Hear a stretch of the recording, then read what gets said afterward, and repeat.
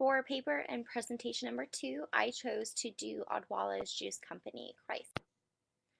Odwalla Juice Company was founded in 1986 by a small group of health-conscious friends who lived in the San Francisco Bay Area.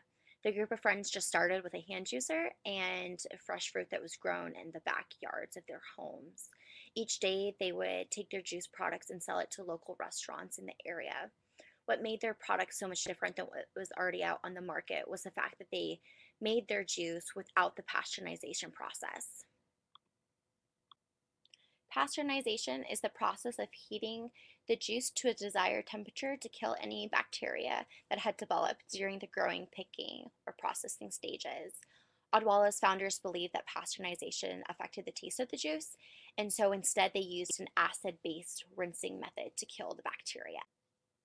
By the mid-1990s, Odwalla's customer base had grown rapidly and they were selling nearly $90 million worth of juice per year. However, this all changed in 1996 when the FDA announced a potential connection between an E. coli outbreak and the Odwalla's juice products. The FDA reported about 13 cases of the E. coli illness, which impacted several states, including California, Washington, and even reached into the Western Canada area.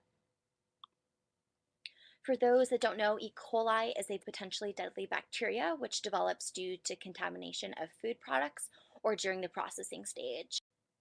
The head of the FDA held a press conference at 4:30 p.m. linking the potential connection between the E. coli outbreak and Odwalla's products. 23 minutes later, Odwalla also issued a statement saying that they would be pulling their apple and carrot juice products from the shelves.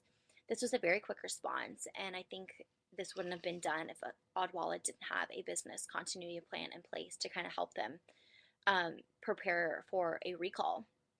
They voluntarily pulled their products, which I think helped their image in the long run as well. By pulling their products, they removed 4,600 products from 7 states and as little as in 48 hours. Odwalla's business continuity plan really did help them prepare them for the recall. They were able to get the statement very quickly out to the public, which I think helped Odwalla in the long run by showing their customers that they are a company that really does believe in social responsibility. Also, by Odwalla pulling their products by themselves rather than having the FDA kind of require them to, it showed customers and those that are potentially affected by the crisis that Odwalla really does care about them. The peak of the crisis was in November of 1996 when a 16-month-old baby died from the E. coli outbreak that was officially traced back to the Odwalla's juice products. There were also 60 others that were hospitalized from the E. coli outbreak. Odwalla's CEO made an official statement stating that the company's first concern was the health and safety of those affected.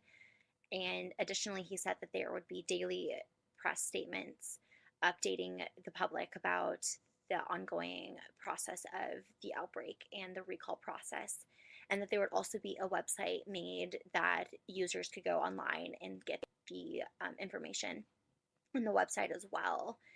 The CEO also gave the name and direct phone number to the public of Odwalla's PR director. Again, the quickness of this implementation would not have been possible if Odwalla did not have a business continuity plan already in place. Odwalla was prepared for how they were going to handle the recall if one. During this time, Odwalla was on the decline. Their stock had decreased by 34% and their sales went down 90%.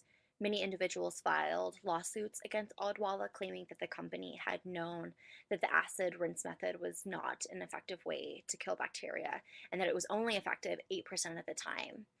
Therefore, the FDA did fine Odwalla $1.5 million. However, during the crisis, Odwalla was widely praised by the media and competitors of how they handled themselves during this crisis. Odwalla came with a statement saying that despite financial losses, that no employees would be fired from the media and they would continue to donate to community charities. Odwalla hired a PR firm that wrote a statement kind of explaining that the contamination was unanticipated and that all of Odwalla's safety measures had been followed. I think the public really believed Odwalla's explanation because of the fact that Odwalla has a good reputation of being a company that has a lot of social responsibility. Also, the parents of the who had the child that died because of the E. coli outbreak said a statement saying that they didn't blame Odwalla for what happened to their child and that they believe that Odwalla did do everything in order to prevent this measure from happening. After the crisis, Odwalla invested heavily in quality assurance technology and eventually became the investor of the flash pasteurization process that kills all the bacteria while keeping the fresh taste and quality of the juice the same. Odwalla was also voted the best brand by the San Francisco Magazine 2 years after the crisis. But however, because there were a lot of financial losses, Odwalla did merge with a company in 2002 called Fresh Samantha. And now today, Odwalla is part of the Coca-Cola brand, having 8 product lines, including smoothies, soy shakes, and fruit bars. Odwalla's business continuity plan really was successful in a lot of ways. It kept the company from going bankrupt, which I think is huge. It met their consumers' needs during the crisis. It made them feel like that they were very important by pulling their products off the shelves voluntarily and having press conferences and news updates daily and having a website that really showed what the company was doing in order to fix the issue. And Odwalla acted very quickly and conclusively. Their responses were very timely and they were very prompt to get their word out to the public.